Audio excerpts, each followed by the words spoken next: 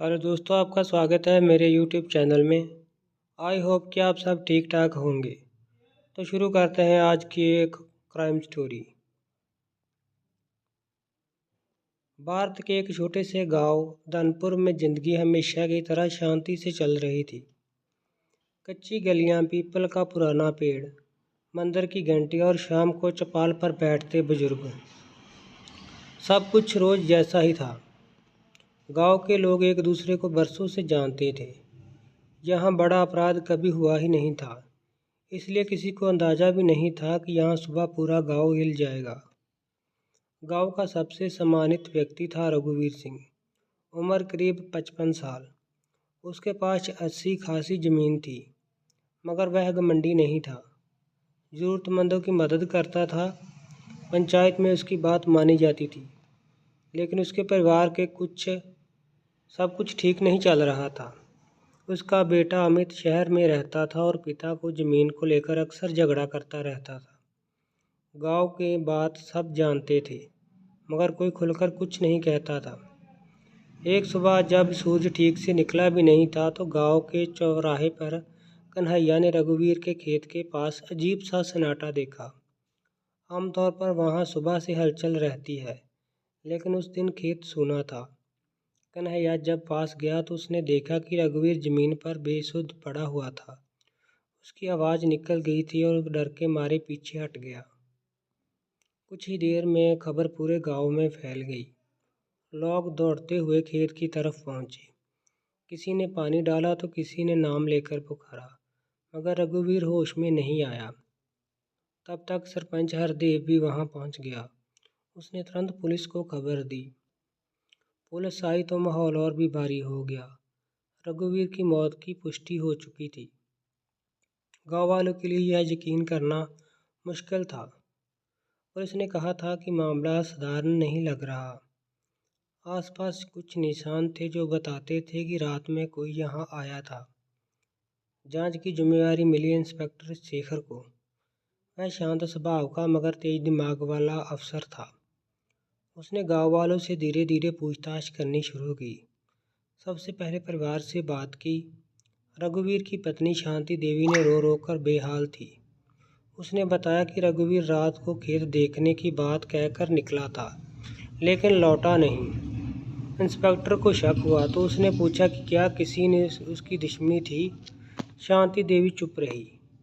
थोड़ी देर बाद बोली, दुश्मनी तो नहीं थी, मगर परिवार में तनाव जरूर था। अमित को शहर से बुलाया गया। वह आया तो उसने चेहरे पर दुख कम और बेचैनी ज़्यादा दिख रही थी।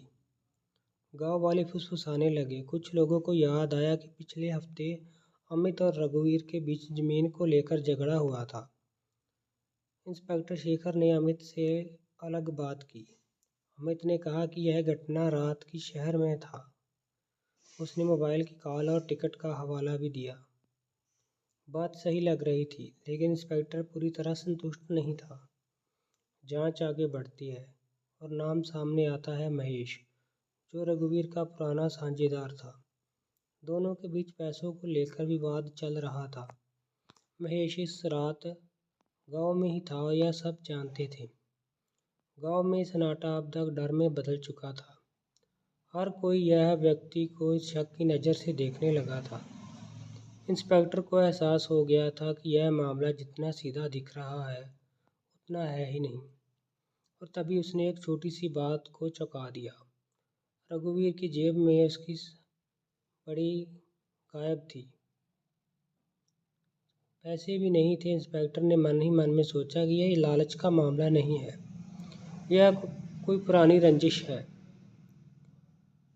इंस्पेक्टर शेखर ने गांव में ही डेरा डाल लिया। उसने तय कर लिया था कि बिना सच्चाई सामने लाए वो यहाँ से नहीं जाएगा। उसने एक एक करके सभी संदिग्धों से दोबारा बात की। इस बार वह छोटी छोटी बातों को ध्यान में दे रहा था।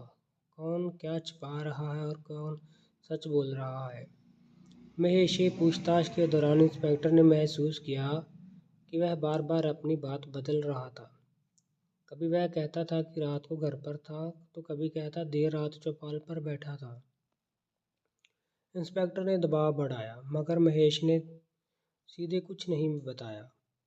इसी बीच एक नया मोड़ आया। गांव की बुजुर्ग महिला सरोज काकी ने इंस्पेक्टर को चुपके से बताया कि घटना वाली रात उसने खेत में किसी और को भी जाते हुए देखा था।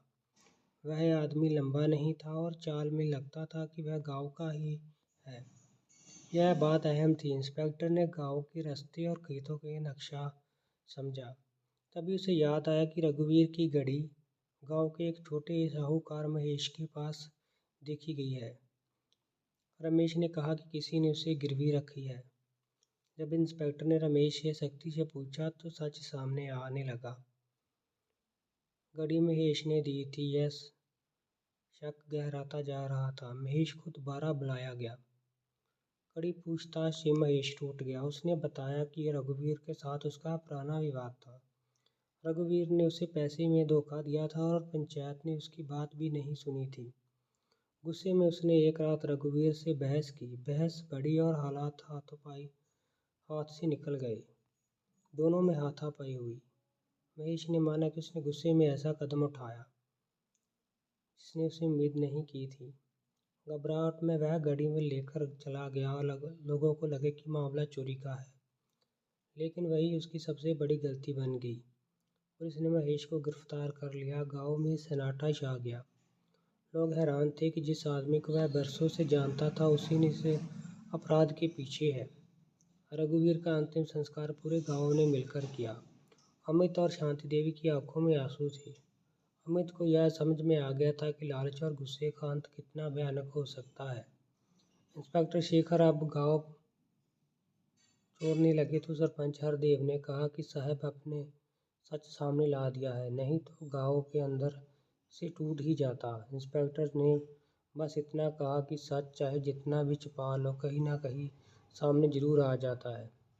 धनपुर गांव में जिंदगी धीरे धीरे पटरी पर लौटने लगी, मगर रघुवीर की मौत ने एक सीख जरूर छोड़ दी कि गांव में या शहर में गुस्सा और लालच अगर समय पर ना रोका जाए तो वह एक अपराध बन जाता है। इसी के साथ ये कहानी समाप्त होती है। दोस्तों प्लीज़ चैनल को सब्सक्राइब, लाइक, शेयर और कमेंट करना मत भूलिएगा।